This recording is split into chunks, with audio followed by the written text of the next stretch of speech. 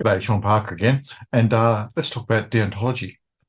Okay, so deontology is the moral theory that describes that a correct action is a consequence of following a morally or correct and binding duty.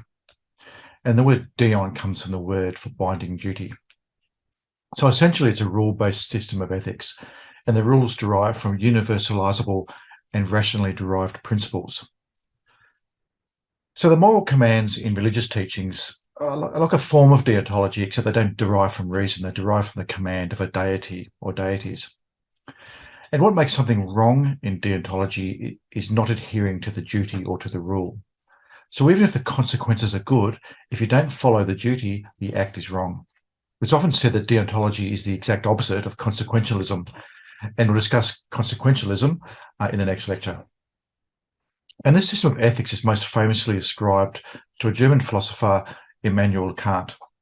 And I really ummed and ahed about even mentioning Kant, but he's also is always referred to in deontology and in ethics in general. So anyway, here goes.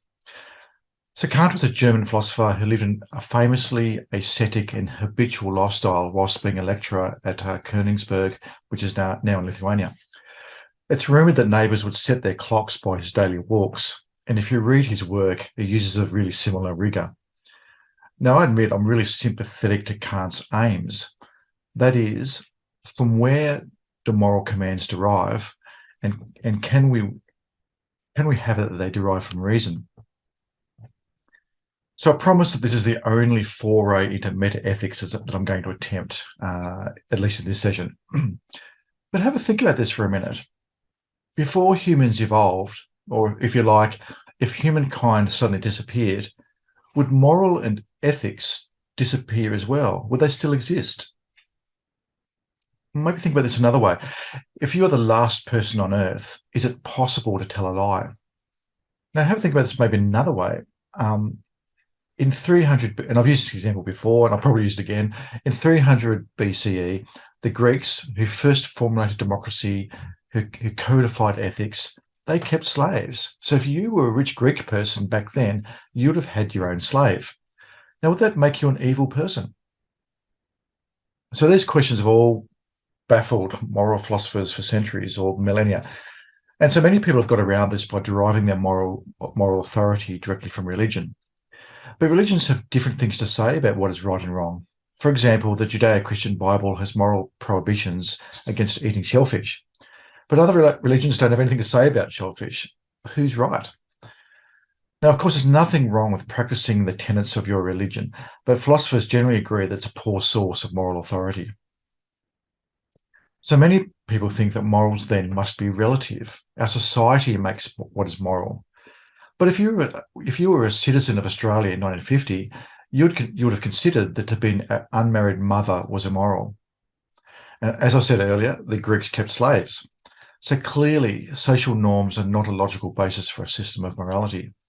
Okay, so what about our own system of right and wrong? Surely our own system keeps us on the straight and narrow, and surely that's our best guide.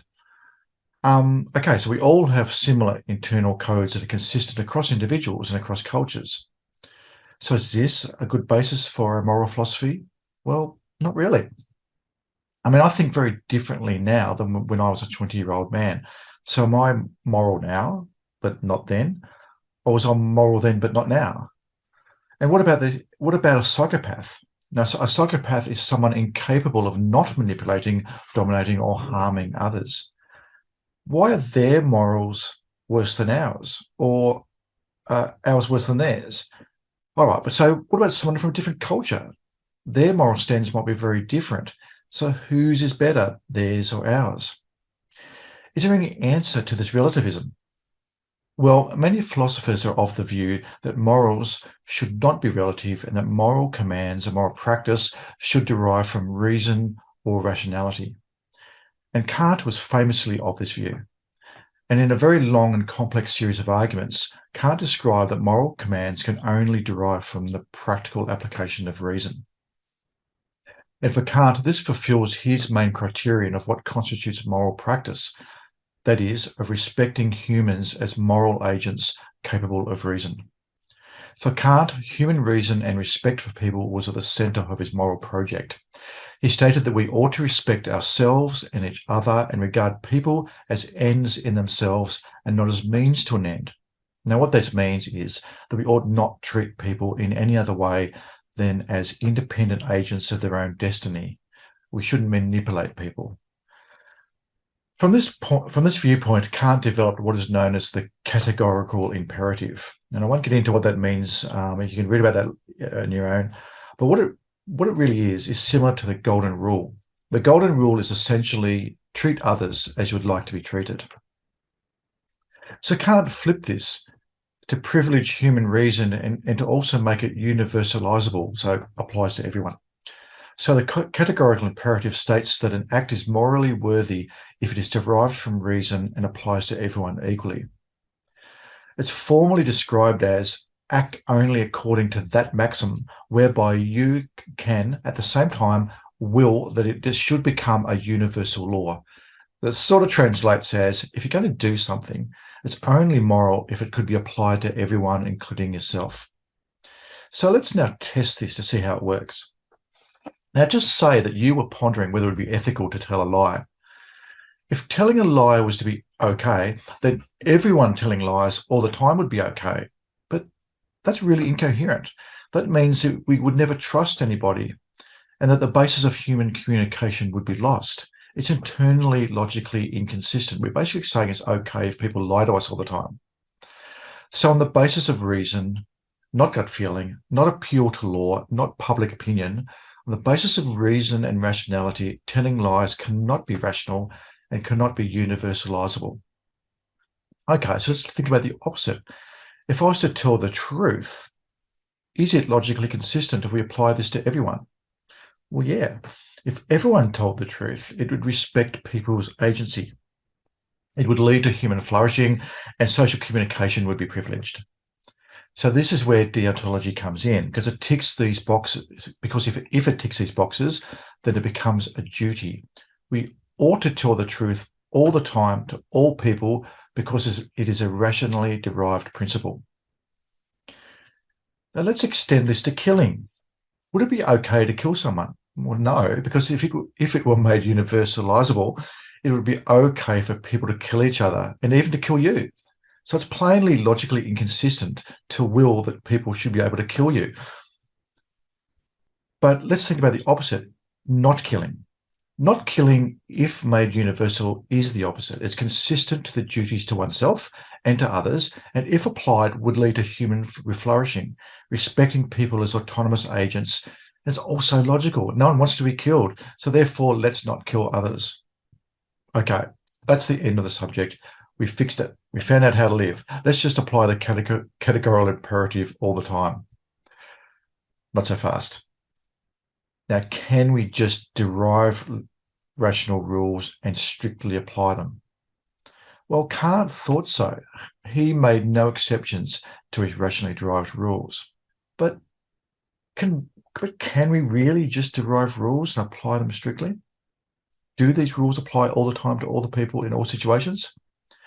Now, what I want you to do now is have a quick break, actually. I want you to pause the video and have a think about how universalizable these rules really are. So I want you to think of a time when you should lie to someone, and I want you to think of a time when people can legitimately be killed.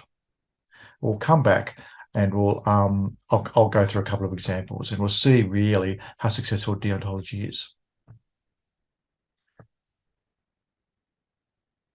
Oh, are you back? Okay. All right. So I'm really curious to see what you come up with. So what I'd like you to do is put them in this week's discussion, if you wish. But I'm going to go through a couple of examples, a couple of my famous examples. So firstly, should we lie to people? Should it be the case that we ought not lie at any time? Well, think about white lies. Now, think about this scenario. Your work colleague or your university colleague or friend asks you to a movie that you really don't want to see. And they're also bringing their really boring partner or really boring friend. You'd rather chew off your own arm than spend time with them. What do you say? Do you follow the categorical imperative and tell the truth and say, look, to be honest, I really don't like your partner. And I really don't want to see this movie. I don't like your choice of movies. They would obviously be really offended and you would lose the friendship. So instead, like everybody does, you tell a white lie. Oh, I'm sorry, I'm doing my hair that night. Is that wrong? Is it really wrong to lie? Have a think about that. Now, here's another one which is famous, and if you read a lot of philosophy textbooks or articles, you might see this one. So this is a lie so this one's about the consequences of deontology. So you're at home, you answer the doorbell rings, you answer the door, and your neighbour storms in looking panicked and says, "Quick, hide me! There's an axe murderer after me." And I'm sorry about my acting. So you close the door and you say, "Quick, hide in the cupboard." Your neighbour hides. Then the doorbell rings again. So you answer the door, and there's a hulking, dishevelled man covered in blood with an axe. He asks, "Where's your neighbour?" Now, Kant would say that you should tell the truth and say, "Hiding in the cupboard." But what do? If you follow the categorical imperative, if you follow your duty, then clearly the dishevelled axe murderer is going to run to the cupboard, open it up, and kill your neighbour. So clearly, the consequences of following the duty lead to more harm. So does this render deontology an inexact system?